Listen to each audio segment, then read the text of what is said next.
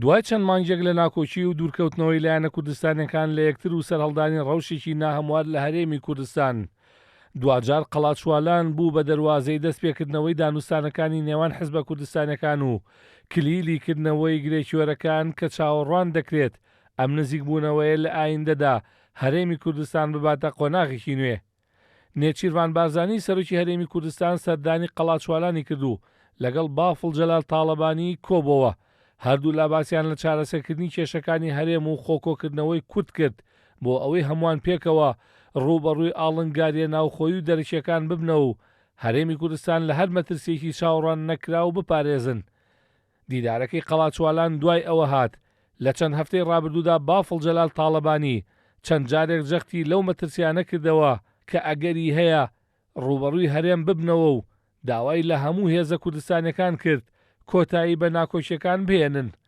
نێچیروان بارزانی دوای دیدارەکەی لەگەڵ بافڵ جەلال تاڵەبانی سەردانی یەکگرتووی ئیسلامی کوردستان و بزوتنەوەی گۆڕان و کۆمەڵی دادگەری کوردستان و ئەنجومەنی سەرکردایەتی پارتی دیموکراتی کوردستانی کرد و باسییان لە یەکخستنەوەی ماڵی کورد و چارەسەرکردنی کێشەکان کرد.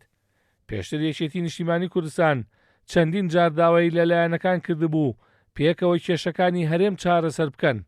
ناوەڕاستی ئەم مانگەش قوبات تاڵەبانی جێگری سەرۆکی حکوومەتی هەرێم لە کۆبوونەوەی لەگەڵ ماتیۆ تۆلەر باڵێزی ئەمریکا لە عێراق وتی کلیلی چارەسەری ناکۆچیەکان لەوەدایە لایەنەکان بەرژەوەندی هەرێمی کوردستان بخەنە پێش بەرژەوەندی حیزبی و کەسیەکانەوە.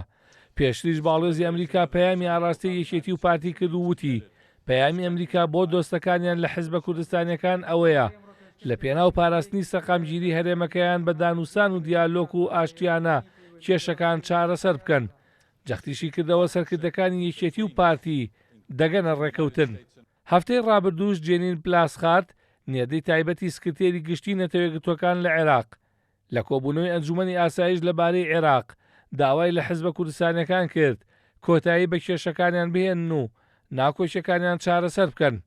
لە دوای کۆبوونەوە چارەسەر ئامێزەکەی قەڵاچوالانیش ڕۆبەرت پاڵەدینۆ کۆنسۆڵی گشتی ئەمریکا لە هەرێم لە دوای بەشداریکردنی لە چالاکیەکانی زانکۆی سلێمانی ڕایگەیاند یەکێتی و پارتی لەم دوایەنەدا هەنگاویان ناوە بۆ دەستپێکردنەوەی دانوستانەکان و ئەوەش هەنگاوێکی گرنگە چونکە یەکگرتووی کورد هاوکار دەبێت لە پاراستنی بەرژەوەندەکانی خەڵکی کوردستان لە هەرێم و لە بەغداد.